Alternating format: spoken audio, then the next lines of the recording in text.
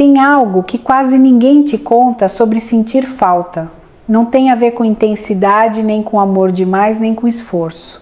Na maioria das vezes, a pessoa não para de pensar em você porque você fez algo a mais. Ela começa a sentir sua falta quando você para de insistir, para de se explicar, para de estar disponível o tempo todo. E isso soa errado, eu sei, porque te ensinaram que presença constante é prova de amor. Mas na prática, o excesso de presença pode anestesiar o vínculo. O cérebro humano só percebe o valor de algo quando existe espaço para sentir a ausência. Se em algum momento você já pensou, parece que só eu sustento essa relação, talvez não seja falta de sentimento do outro, talvez seja falta de intervalo para ele perceber você. Talvez você nunca tenha sido esquecida. Talvez você só nunca tenha saído do lugar. Já reparou como em certas relações você faz tudo e ainda assim parece que não faz falta nenhuma? Você está ali, responde rápido, se explica, tenta manter o vínculo vivo e mesmo assim sente um vazio estranho, como se sua presença tivesse perdido peso. É cansativo perceber que quanto mais disponível você fica, menos percebida você se sente. E aí vem a pergunta que dói mais do que deveria. Se eu sumir um pouco, alguém vai notar? Não por jogo, não por vingança, mas porque, no fundo, você só quer sentir que sua ausência faria diferença. Às vezes o problema não é que a pessoa não se importa, é que você nunca saiu do lugar para que ela pudesse sentir sua falta. Eu vejo isso acontecer o tempo todo no consultório. Mulheres que chegam dizendo que a relação esfriou, que a outra pessoa mudou, que algo se perdeu no caminho. Mas quando a gente olha com calma, o padrão é quase sempre o mesmo. Elas nunca pararam de estar ali, nunca pararam de responder, de explicar, de tentar consertar o clima, de sustentar a conversa quando o outro já tinha largado. Elas estavam presentes demais para serem percebidas. Tem uma paciente que me marcou muito. Ela dizia, eu sinto que só eu penso nessa relação. E quando perguntei o que aconteceria se ela simplesmente reduzisse a presença, ela respondeu na hora, tenho medo de desaparecer. O curioso é que, na prática, ela já tinha desaparecido, só que continuava funcionando. Quando você vira garantia, a outra pessoa para de sentir sua ausência. Porque a ausência só existe quando antes havia espaço. Existe um sistema silencioso que rege muitas relações e quase ninguém percebe enquanto está dentro dele. Não é algo combinado, não é falado em voz alta. Ele se instala aos poucos como um hábito emocional. Quanto mais você insiste, mais o outro se acomoda. Quanto mais você se explica, menos o outro se esforça para entender. E sem perceber, a dinâmica se inverte. Você passa a sustentar o vínculo sozinha. Nesse sistema invisível, a sua presença deixa de ser escolha e vira garantia. A outra pessoa não precisa sentir falta porque sabe que você estará ali, disponível, previsível, acessível. Não por maldade, mas porque o cérebro humano responde à constância sem contraste.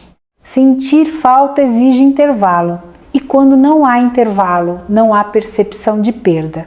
Em algum momento você aprendeu que amar é estar sempre disponível, que se afastar é sinal de frieza, que reduzir contato é jogar joguinho. E essa crença parece bonita por fora, mas por dentro ela sabota qualquer relação. Porque, sem perceber, você passa a confundir presença com valor. Acha que se estiver sempre ali, a pessoa vai perceber o quanto você é importante. Só que o efeito costuma ser o oposto. Quanto mais você se oferece, menos a sua presença é sentida como escolha. Vira rotina, vira fundo emocional, vira algo que não se questiona. Essa crença faz você continuar insistindo mesmo quando já está cansada. Faz você se explicar quando não devia. Faz você correr atrás quando o outro já parou de caminhar. E enquanto você tenta provar amor, a relação vai perdendo espaço para a saudade existir. O cérebro humano funciona muito mais por contraste do que por constância. Aquilo que está sempre disponível perde impacto emocional. Aquilo que some um pouco ganha relevo. Não é frieza, é funcionamento básico da percepção. Quando você está sempre ali, o cérebro do outro entra em modo de economia. Ele não precisa investir atenção, curiosidade ou esforço, porque a relação está garantida. Não há risco, não há perda, não há alerta emocional. Mas quando você para de fazer isso, de insistir, de se explicar, de estar sempre disponível, algo muda por dentro. Surge um pequeno vazio e o vazio chama atenção. O silêncio incomoda, a ausência começa a ser percebida. É nesse espaço que a saudade nasce. Não como estratégia, mas como reação emocional natural à mudança de padrão. Em muitas relações, chega um ponto em que você deixa de ser pessoa e passa a ser função. Aqui responde rápido. Aqui entende tudo. Aqui está sempre disponível quando o outro quer, mas raramente quando você precisa. Quando isso acontece, a relação deixa de ser encontro e vira utilidade emocional. Você serve para acalmar, para ouvir, para validar, para sustentar e ao mesmo tempo vai se anulando aos poucos sem perceber. O problema é que funções não fazem falta. Funções são substituídas, ajustadas ou simplesmente desligadas sem grande impacto emocional. A pessoa sente falta de alguém quando existe vínculo, não quando existe conveniência. Enquanto você estiver ocupando o lugar de função, sua ausência não dói, ela apenas reorganiza a rotina do outro. Existe um momento delicado em que você começa a se lembrar de quem você é fora daquela relação. Não é um rompimento, é um retorno silencioso para si. Você passa a responder quando quer, não por obrigação. Para de se explicar o tempo todo. Reduz o contato não para provocar reação, mas porque percebe que estava se abandonando para manter o vínculo vivo. E algo muito sutil acontece aí. Você volta a ocupar espaço como pessoa, não como função. A sua presença deixa de ser automática. Ela vira escolha novamente, tanto para você quanto para o outro. Quando você recupera a sua identidade, a relação sente, porque agora existe algo que não pode mais ser tomado como garantido. Não é sobre sumir do nada, cortar contato ou criar jogos emocionais. É sobre mudar a postura interna que sustenta a relação. O primeiro passo é parar de insistir quando não há reciprocidade. Se a conversa esfria, você não precisa aquecer sozinha. Se a resposta vem curta, você não precisa alongar. Depois vem algo simples e difícil ao mesmo tempo. Parar de se explicar. Você não precisa justificar cada silêncio, cada ausência, cada escolha. Explicação demais enfraquece o valor percebido da sua presença. Outro passo importante é reduzir a disponibilidade automática. Nem todo o tempo livre precisa ser entregue. Nem toda mensagem precisa de resposta imediata. Quando você se trata como prioridade, o outro aprende como te tratar. Esses movimentos não criam distância emocional, eles devolvem equilíbrio.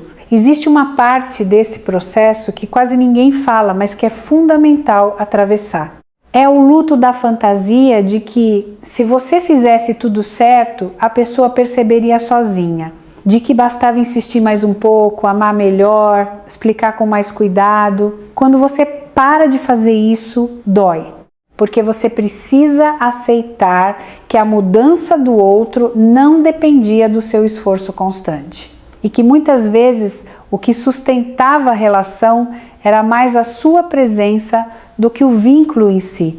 Esse luto não é sobre desistir da pessoa, é sobre desistir da versão da relação que só existia na sua cabeça. Aquela em que um dia a pessoa acordaria e entenderia tudo. Ao soltar essa fantasia, você não perde amor, você perde ilusão. E isso abre espaço para algo mais real. Exercício da semana. Essa semana eu quero te propor algo simples, mas muito revelador. Escolha uma relação em que você sente que está sempre fazendo mais. E por alguns dias observe o impulso automático de insistir. Quando der vontade de explicar demais, não explique. Quando der vontade de preencher o silêncio, não preencha. Quando perceber que está prestes a correr atrás, pare um segundo. Não para punir, não para testar, mas para perceber como você se sente quando não se abandona. Veja o que acontece dentro de você antes de observar qualquer reação externa, porque muitas vezes a maior mudança não acontece no outro. Ela acontece quando você para de se perder para manter alguém por perto. Talvez o ponto mais delicado de tudo isso seja perceber que sentir falta não nasce do excesso, nasce do espaço. E espaço só existe quando você para de se oferecer como garantia. Quando você para de fazer isso, de insistir, de se explicar, de estar sempre disponível, você não está se afastando por frieza. Você está permitindo que a outra pessoa finalmente perceba o impacto da sua presença ou da sua ausência. E qualquer que seja a resposta, ela diz muito mais sobre a relação do que sobre o seu valor. Porque quem só sente quando perde, nunca esteve realmente presente enquanto tinha. Se isso tocou em algo aí dentro, escreve nos comentários o que você percebeu em você ao longo desse vídeo. Às vezes, colocar em palavras é o primeiro jeito de parar de se abandonar em silêncio. Talvez o ponto mais libertador de tudo isso seja entender que sentir falta não é algo que você força. É algo que acontece quando a relação tem espaço para respirar. Quando você para de se anular, de correr atrás, de se explicar além do necessário. Se a pessoa começa a sentir sua falta quando você muda de postura, isso não é manipulação. É apenas a dinâmica emocional voltando ao eixo. E se, mesmo assim, nada muda, essa também é uma resposta importante. Não sobre o seu valor, mas sobre os limites daquela relação. A partir de agora, a pergunta deixa de ser: o que eu posso fazer para a pessoa sentir minha falta?